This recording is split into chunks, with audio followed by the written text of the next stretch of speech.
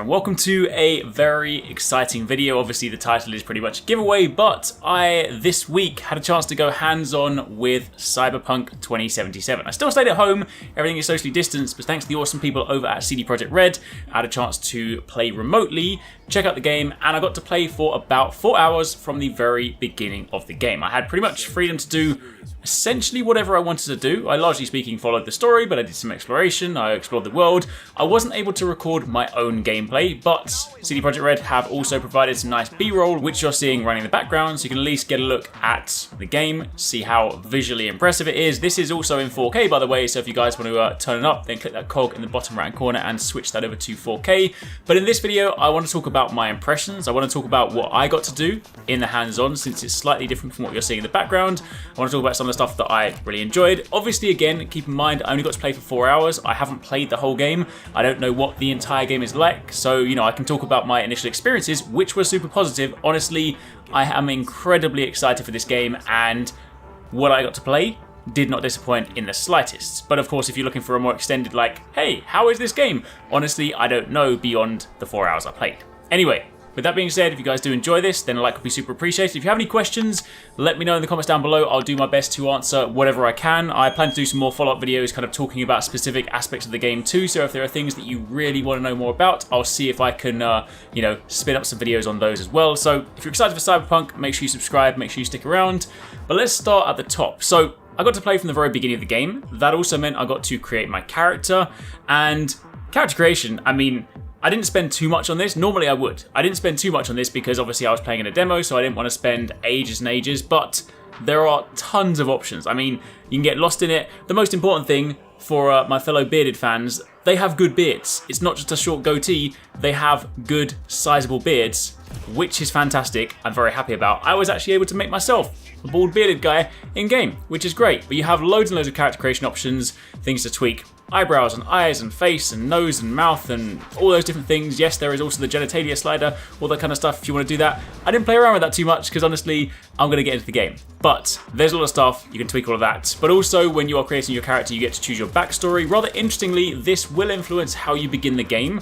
While obviously the core narrative throughout the game is going to be, you know, the same for everyone, you will have different things based on your backstory. So, you know, when you choose this, you have the choice between Nomad, Street Kid, and Corpo. Nomad is basically life on the road, bottom of the pile kind of thing, roaming the city, looting things like scrapyard, that kind of stuff, and they are built on honesty, integrity, that's kind of super important to them. So while they might be at the bottom of the kind of economic pile, they are definitely honest folk. You then have the Street Kids, who are, you know, gangs, firearms, they grew up on the streets, that kind of stuff, having the street awareness, and you of course have the Corpos, who are the rich people, exploited the streets, weaponized information, they don't believe in fair game, they basically just believe in winning, you know, winners and losers, that's all that really matters. So they are your three choices, and depending on what you choose, I played as a street kid to begin with, so my first beginning, I actually started off in a bar, had a broken nose because I got into a fight, and I then had to, the very first thing I had to do was basically reset my nose and then go up and speak to someone else. Meanwhile, the gameplay you're seeing in the background, this is actually starting as a Nomad, so I haven't had a chance to see what the Corpo start is just yet, but that is pretty exciting. Obviously, once you then go past the initial beginning bit and you then get into the kind of prologue stuff, that is the same for everyone, but there will be parts of the game that will of course influence depending on your choice. So this is definitely going to lend itself to multiple playthroughs if you really want to experience every aspect the game has to offer. Also, when you're building your character, you have loads of character stats. Again, I'm not going to go into this in too much detail right now because I plan to do this in like a future video, but basically it's split down into things like body, intelligence, reflexes, tech, and cool. Body is like health, stamina, grapple duration, skill with powerful weapons, basically makes you big and strong. Intelligence is your ability to like solve problems, good for like quick hacking, that kind of stuff. Reflexes is good for speed, agility, reaction time, basically your evasive movements. Tech influences how much of a tech specialist you are, so it affects your armor, crafting, and your effectiveness against mechanical enemies. And cool is basically how you hold up in dicey situations, and it also helps with your stealth. You also have street cred as well, which is not something you spend points in, but it's something you accrue over time by doing activities, and this will then unlock your ability to like buy things later on in the game. You know, you'll go to some shops where you need X amount of street cred, so you'll have to accrue this as you go. So you can spec your points into there however you see when you begin. I built a big and strong character, like a gym bro, so I put a ton of stuff into body, I put a little bit of stuff into tech, and a few things into cool, and that's basically where I went. Then, as you're playing throughout the game, as you progress, as you do missions, kill enemies, kind of complete activities, you will accrue XP, and you then have the ability to spend your points in a couple of different ways. You'll spend top level in the main character stats I just spoke about, and you'll then dive deeper into actual abilities in the trees, and there are lots of these. This was...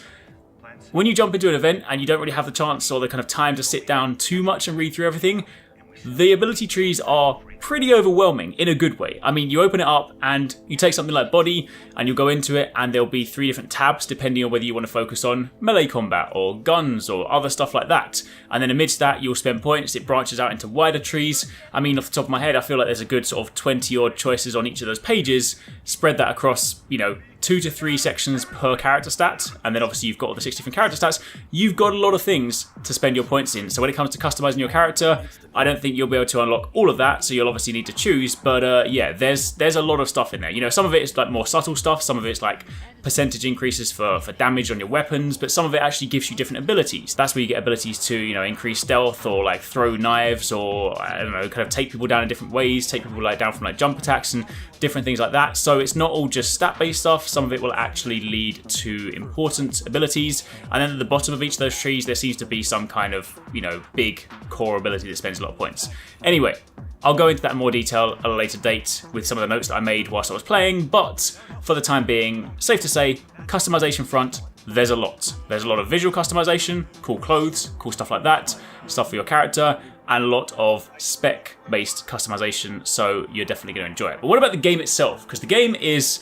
Whew, it is fantastic. Honestly, I know a lot of us have been like super looking forward to it. I know, again, it's been like delayed recently, so, you know, we have to wait a little bit longer, but honestly, I don't mind waiting longer because this is going to be a great game. Like, this is a huge world. I only got to explore one area of the map, so I couldn't necessarily go to everywhere, but I had a quick sort of like zoom out and scan out, and the map seemed to go pretty far. Like, a lot of it was covered under like a fog of war sort of thing, so I don't necessarily know, or I couldn't necessarily see the entire map boundaries, but it looks pretty big. And for a big world, I mean, you know, CD Projekt Red are great at doing this, but the world feels so alive. Like, you're walking through the city and people are having conversations. You can walk up and talk to random people. There's stuff going on. Sometimes you'll be going around and there's like beef between street gangs and there are fights going on and people are just, you know, there's things you can get involved in, and there are always activities in the map. Like, you open it up and you've got small things like mini side quests. You can go somewhere, take someone out, and then, you know, you get some rewards.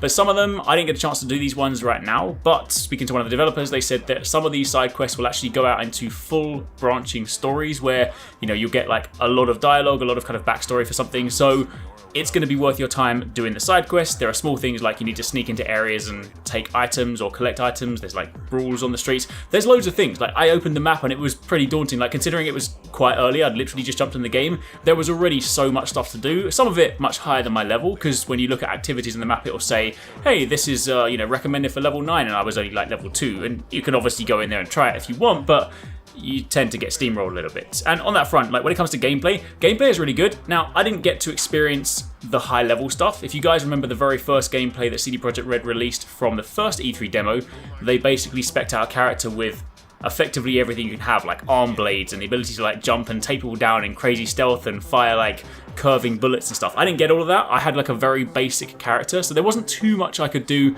in terms of flashy stuff, but I can stealth around, take people out quietly, shoot people, all that kind of stuff like that. Gun handling feels really good. I will say the build that I was playing, I don't think, you know, we had to play with a controller. We weren't allowed to play with mouse and keyboard. I don't think there was auto aim on the controller because, I mean, I might not be the best aim in the world, but it was a little bit tricky to aim with the controller, so I think that's often the way with like an earlier development build. Keep in mind the build I played wasn't final. They are still doing fixes and things are still being fine-tuned, and they said that auto aim is being, you know, fine-tuned for that build, so that's probably why there wasn't necessarily the typical kind of snap you get when you're playing with a controller. But that aside, you know, when I managed to get my aim right, guns feel really good. I didn't get too many, but I did get a chance to pick up, say, 3 or 4 different weapons. I defeated one of the kind of early game quest bosses. It's not really a boss, but like one of the main kind of notable characters, he dropped a pretty cool weapon, which while all my weapons were pistols, they all felt noticeably different, which was nice. The loot also comes in different rarities, so you know, I don't know what the actual rarity tiers are in this game, but I started off with a grey and a green weapon,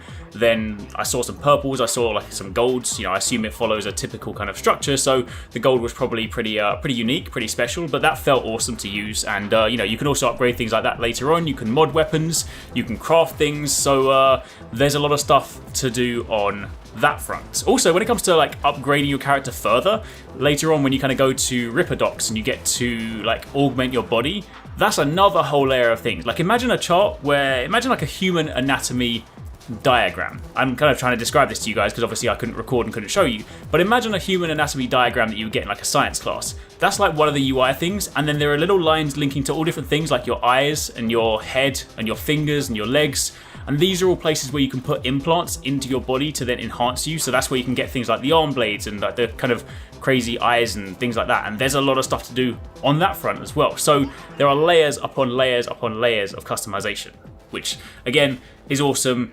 Barely scratched the surface with that, because you know, normally if I'm playing this organically myself and I've got the game in my house, I would just sit and read things like that for ages and hover over stuff. I was trying to do that here, but I was also mindful that I only had 4 hours, so I didn't want to spend ages just reading through everything. So yeah, a lot of stuff to go through. But obviously dialing back again to the world itself, the world visually, this game is stunning. I got to see Night City. It was busy, it's bustling, there's loads of stuff going on. All the different areas where you've got the mixture of like futuristic, modern looking buildings with heavy Japanese influence in some of the kind of neon signs and stuff. That was very, very cool. That also makes me want to explore the rest of it, because, you know, we have seen snippets of other areas. You saw some of the gameplay at the beginning that did start on like, you know, the outskirts of the city, the more kind of deserty looking area, but I also want to go over to the Corpo area where it's going to be like nice and clean and, you know, Neo Tokyo, that kind of futuristic look, because that's going to look awesome. So, you know, the definite kind of contrast between all these areas, that I can't wait to experience. Obviously didn't get to see that myself, but yeah, that was nice. And then obviously driving felt great as well. You drive in third person, keep in mind the game is in first person, but you can also drive in first if you want.